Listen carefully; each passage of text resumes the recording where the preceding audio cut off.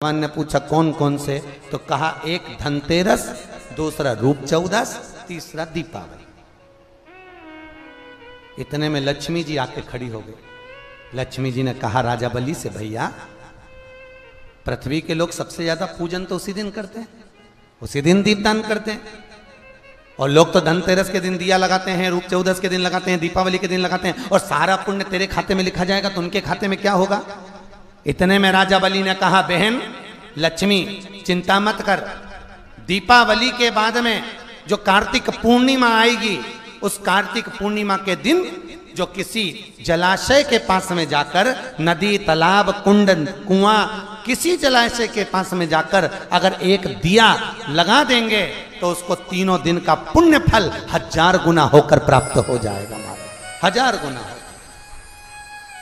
इसलिए हमारे यहाँ पर दीपावली को तो केवल दीपावली कहते हैं, पर कार्तिक की पूर्णिमा को देव दीपावली कहते हैं। कौन सी दिवाली है, जम के बोलो जरा, देव दीपावली। दीपावली से बड़ी दीपावली होती है कार्तिक पूर्णिमा के दिन, क्योंकि तुमने ये 3 दिन जो दिया लगाया, इसका फल तुम्हें जब मिलता है जब तुम कार्तिक की पूर्णिमा के दिन किसी घाट पर, नदी के तट पर, तालाब के तट पर, सरोवर के तट पर जब दीपदान करते हो साहब, तब उसका पुण्य बढ़ जाता है। एक बार दिवाली पर दिया नहीं लगाओगे चल जाएगा, धनतेरस के दिन नहीं लगाओगे चल जाएगा, पर यदि कार्तिक पूर्णिमा के दिन चूक गए तो फिर वो दिया का कोई फल नहीं, फिर इसका कोई नहीं। दीप लगे महाराज। अब पाटला देवी का नियम था रोज यमुना जी के घाट पर जाना, दीप दान करना। एक दिन संत मिल गए, कृपा करी संतों ने, क्या बात है क्यों रोती है। पाटला देवी कहती है मेरी बेटी के घर संतान नहीं, अगर सावन की पूर्णिमा के दिन तुम्हारी बेटी ब्राह्मणों को भोजन कराएगी, उसके घर में औलाद होगी, संतान होगी। कार्तिक अब पाटला देवी ने कह दिया अपनी बेटी से कि जाओ कराओ। बेटी ने ब्राह्मणों का भोजन कराया। नंद बाबा यशोदा ने खीर मालपुआ बनवाया। खीर मालपुआ बनाकर जैसे ही नंद बाबा परोसे, फिर यशोदा जी आ गई।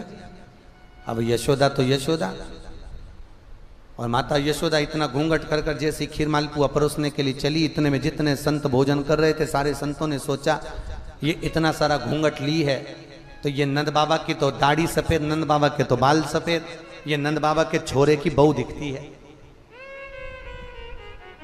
अब छोरे की बहू दिख रही है तो इनके घर में कोई छोरा नहीं दिख रहा, तो सारे संतों ने हाथ उठाकर आशीर्वाद दे दिया, पुत्र भव। जैसे ही पुत्र बहू ने का आशीर्वाद दिया तो यशोदा जी ने पल्लू ऊंचा कर लिया। जैसे ही पल्लू ऊंचा करा, पल्लू ऊंचा करते से सारे बाबाओं ने एक दूसरे को कोनी मार के कहा रे इसका भी बाल सफेद है रे, आशीर्वाद गड़बड़ हो गया।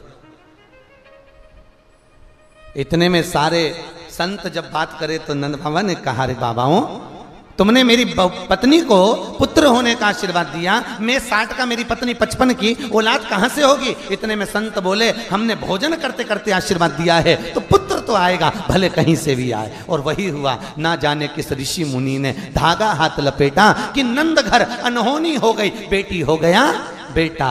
और महाराज रात ही रात में नंद बाबा की दाढ़ी हो गई, बेटा। और जब भगवान हुए थे,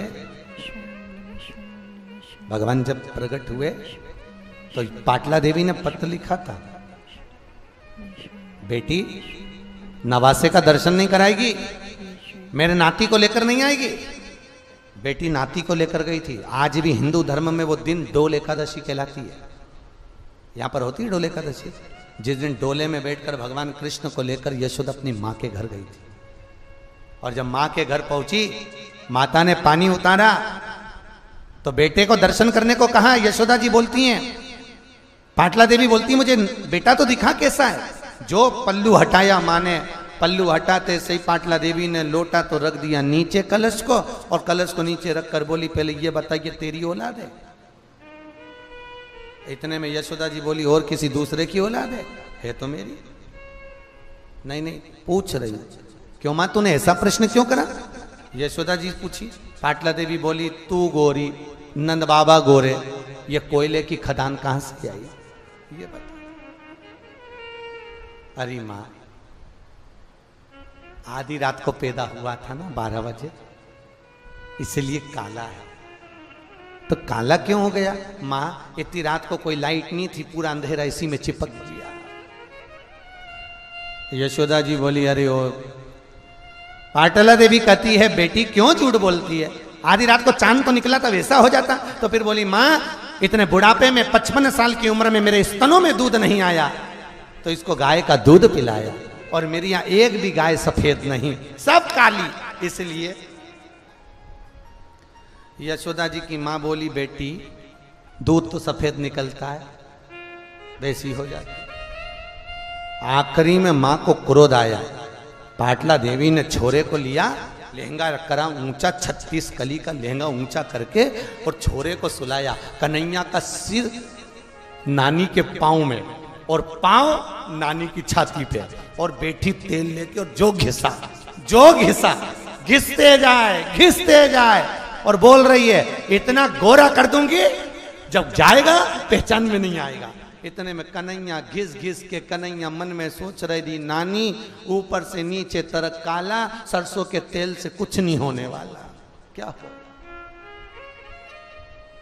अच्छा सत्य बताना ईमानदारी से, माँ बहू के छोरा छोरी को ज्यादा घिसती है कि बेटी के छोरा छोरी को ज्यादा घिसती है? बिल्कुल सत्य बोलना। माँ अगर घिसती है तो बेटी के छोरा छोरी को ज्यादा घिसती है, बहू के नहीं। क्योंकि बहू के छोरा छोरी को जब जब घिसती है, जैसे घिसने बैठती है, इतनी देर में बहू ही छाती पे खड़ी, मम्मी जरा धीरे, मम्मी जरा धीरे। इतने में मम्मी को गुस्सा आ जाता, हमने तो छोरा छोरी पाला ही नहीं, ले तू ले ले। और बेचारी सास उठा के बहू को दे दे। और छोरी के छोरे को जब घिसने बैठती है, बेटी के बेटे को, तो बेटी को विश्वास रहता है, जब मेरी माँ मुझे बड़ा कर सकती है तो मेरे बच्चे को भी बड़ा कर देगी। इसलिए बेटी कभी नहीं बोलती कि वो क्या कर रही है। बेटी का विश्वास इतना बोल। और महाराज ऐसा सुंदर श्रृंगार किया है, मस्तक पे मलिया गिरि चंदन ऐसा तिलक लगाया, मोर मुकुट कानों में कुंडल ऐसा मुकुट सजाया, और महकता रहे ये दरबार सांवरे, तेरा किसने किया। भगवान सजा रही है नानी। और नानी ये कैसी होती है जो बच्चे को फिरा के भी पिना देती है। कन्हैया को झबला पिनाया, बड़ा नैनों में सुर होता है। कल जन्माष्टमी है, कल मनाओगे? परसों मना रहे हो? कल ही मना रहे ना। कल जन्माष्टमी है, और कल माताएं देखना जब भगवान को घिसेगी, वो कौन सा पाउडर है भैया? हाँ, पीताम्बरी। सब तैयारी में बैठी होगी, बाजार से खरीद के लिए आई होगी, एक एक नई नई ड्रेस, एक एक झबला टोपी और पीताम्बरी। और जब घिसेगी भगवान को, भगवान भी मन में सोचेगा, अरे ओ अम्मा, अरे ओ काकी, मेरा जन्मदिन है और तू मुझको ऐसी घिस रही, और क्या कि ऐसा साफ करूंगी अगली जन्माष्टमी तक पूरा साफ रहेगा। ऐसा रगड़ा, ऐसा घसा, भगवान की जन्माष्टमी के दिन ऐसा घसा, भगवान ने भी मन में सोचा, तूने मना दिया मेरा हैप्पी बर्थडे टू यू। खूब घसा। और भगवान हिसाब पूरा बराबर रखता है। तुमने भगवान को घसा, अब जैसे ही तेरी शादी की सालगिरह आई, जन्मदिन आया, पति के साथ गाड़ी पे जा रही थी और स्पीड ब्रेकर पे से ऐसी फिकाई, सब दूर से घसाई, और भगवान से कह रही मेरा जन्मदिन था और तुमने मुझे घस दिया। भगवान बोले मेरे जन्मदिन पे तूने घसा, तेरे जन्मदिन पे मैंने घसा। इसलिए निवेदन है, भगवान को पीताम्बरी से भी मत घसना।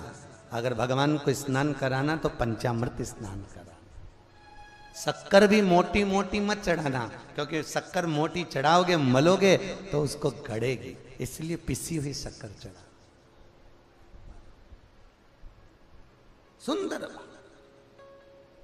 सुंदर, सबसे ज्यादा शांति से हमारे ठाकुर जी रहते हैं महाराज। इतना इतना छोटा सा तो उनका मंदिर होता है, तुम्हारे घर में कितना बड़ा है? अरे बोलो तो इतना छोटा था। अब छोटे से मंदिर में उसी में ठाकुर जी बैठे, उसी में शंकर जी बैठे, उसी में गणेश जी बैठे, उसी में राम जी बैठे। भगवान उन भी सोच के बैठते हैं। फिर गई तीरथ करने, द्वारकाधीश गई थी, तो भगवान इतने में गणेश जी बोले पिताजी से, शंकर भगवान से, पिताजी द्वारका जी गई है। पिताजी बोले खसक के बैठो, पकड़ के ला रही होगी।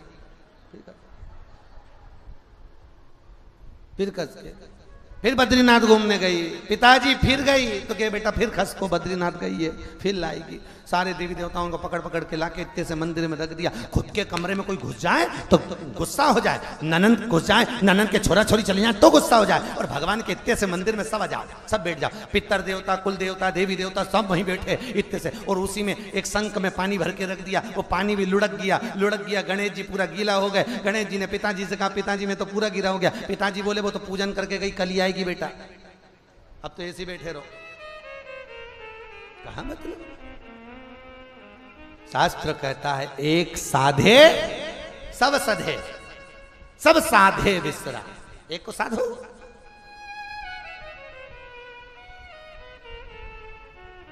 सब इतने से मंदिर में सारा देवता ऐसा कुकड़ा कुकड़ा या बैठा है। कहा मतलब? पूरे ब्रजमंडल में आनंद हो रहा है, भगवान पधारे। सुनंदा जी के कानों में शब्द पड़ा है, प्रसन्न हो गई। पहले भाभी के छोरा छोरी होता था तो नंदे आती थी। आज के जमाने में ननंद नहीं आती, क्योंकि भाभियों ननंद को बुलाती नहीं है, बहन को बुला लेती। नंदे। सुनंदा जी बड़ी प्रसन्न थी। एक नंदा ने सुनंदा से कहा भाभी को छोरा छोरी हो रहा है, तू पहले चली जा। सुनंदा बोली मैं काहे को जाऊं पहले, तू बड़ी है ना, तू पहले जा। जो बड़े होते हैं ना बेचारे बहुत पिसाते हैं। जी तेरे तो बच्चे बड़े हो गए ना, तेरे बच्चे तो बड़े हो गए, मेरे तो छोटे छोटे, तू पहले चले जा।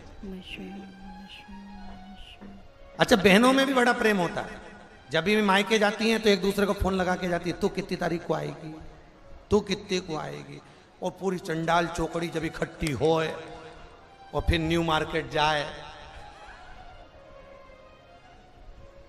और फिर ये खरीदारी करके फिर इनका भाई चिल्लाए, एक बैग लेके आई थी ना, 4 चल लेके जा रही, उठाए कौन, ले जा, उठा के, मेरे से नहीं उठे। और फिर जब ये सामान लेके पहुंचे और वहां रेलवे स्टेशन पे फिर पति भी उठाने आए, वो भी चिल्लाए, एक बैग ले गई थी, 6 क्यों लाई। इतने में पत्नी बोलते मैं तो मेरे बाप के घर से लाई।